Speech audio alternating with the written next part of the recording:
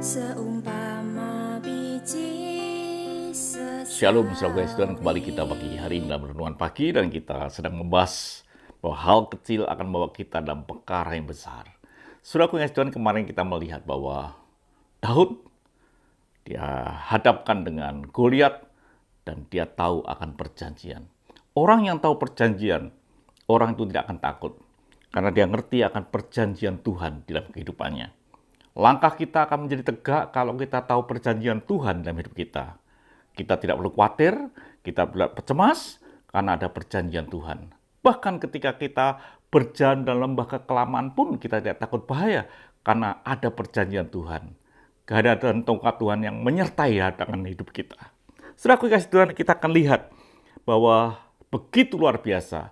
Seringkali kita ini orang yang dimana kita takut menghadapi masalah. Kalau perlu masalah dihindarkan.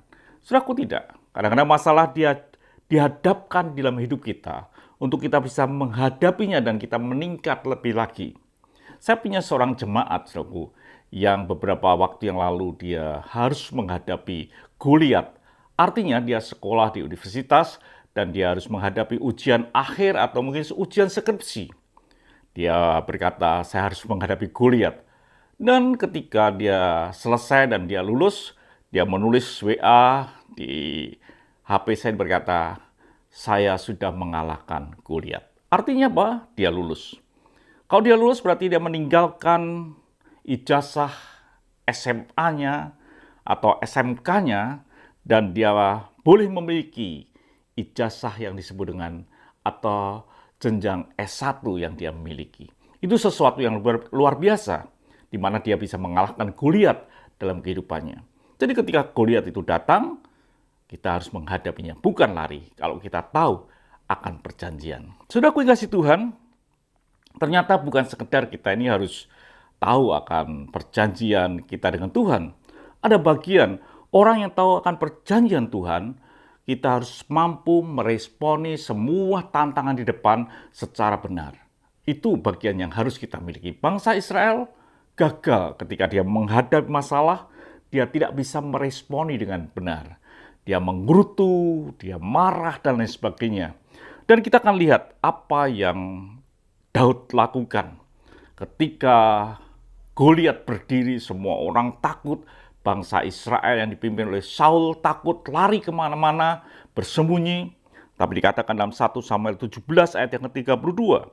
Berkatalah Daud kepada Saul, janganlah seorang menjadi tawar hati karena dia, hambamu ini akan pergi melawan orang Filistin itu.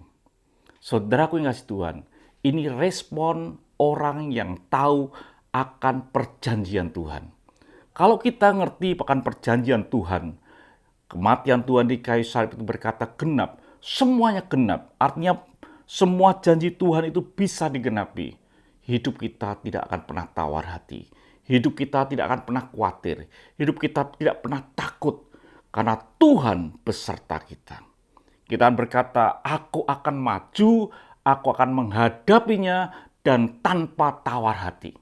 Biarlah hidup kita ini bisa meresponi masalah yang kita hadapi dengan perkataan dan respon yang positif. Itu hanya bisa kalau kita ngerti akan sebuah perjanjian. Kalau kita tidak mengerti, mustahil saudara akan bisa meresponi, saudara akan lari dari menghadapi tantangan, saudara akan meninggalkannya. Biarlah hidup kita bisa meresponi semua tantangan di depan kita dengan perkataan yang positif. Bukan sekedar kita bicara tentang hal-hal yang menakutkan, tapi kita mau berkata, bersama dengan Tuhan, aku akan maju. Tuhan berkati, sampai jumpa sebagai mari kita berdoa.